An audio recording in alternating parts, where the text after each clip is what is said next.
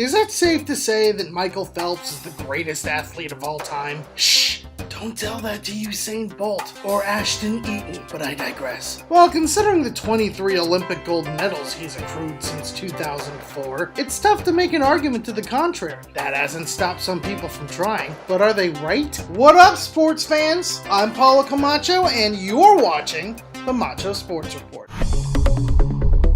Michael Phelps is a legend, wait for it, dairy athlete. Boy, is that an understatement. His body was perfectly suited for the water, his work ethic and his ridiculous diet are well documented, and he has 28 total Olympic medals, 23 of them gold to show for it. In that span, he only missed the medal stand for events he competed in once. That's utter athletic dominance if I've ever heard it. Hell, by nabbing 13 individual gold medals, he broke a record that dated back to the ancient Olympic Games. That's a 2,168-year-old mark. Are you kidding me? With that in mind, it's no surprise that many are calling Phelps, apparently retired at the conclusion of these Olympic Games, the greatest Olympian of all time and arguably the greatest athlete ever. Not so fast. There are some who would dismiss all that because when we're talking about the greatest ever, it doesn't come as an open and shut case. Case in point, the main knock against Phelps being named the greatest ever was the idea that it's basically him versus the water. Sure, he was competing against the best swimmers in the world, but unlike guys like Jordan, Pele, Ali, and Ruth, there was just no one stopping him, defending him, impeding him from his accolades.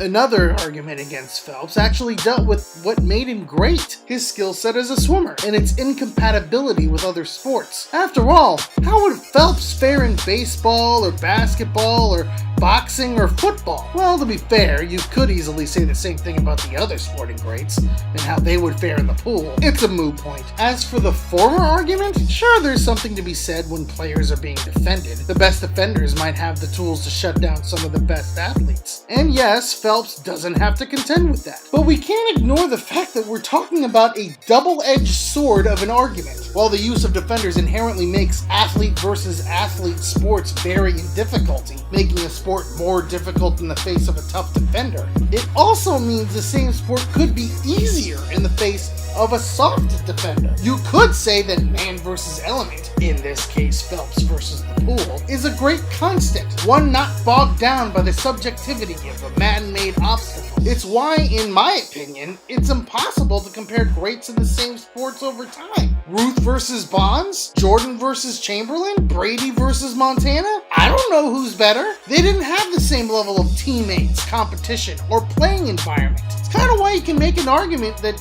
when it comes to Phelps' athleticism, against the pool and against the rest of the world, no one comes close. Well, I mean, you could make a case for Usain Bolt in the track, but anyway, that doesn't mean I'm definitely making that argument. I'm just saying that arguments regarding person versus person competition aren't as clear-cut as people would have you believe. Anyway, I want to know what you think. Is Michael Phelps the greatest athlete of all time? If not, who would you make a case for? Leave your responses in the comment section below. I'm Paulo Camacho, and you've been watching the Macho Sports Report. Peace out, sports fans!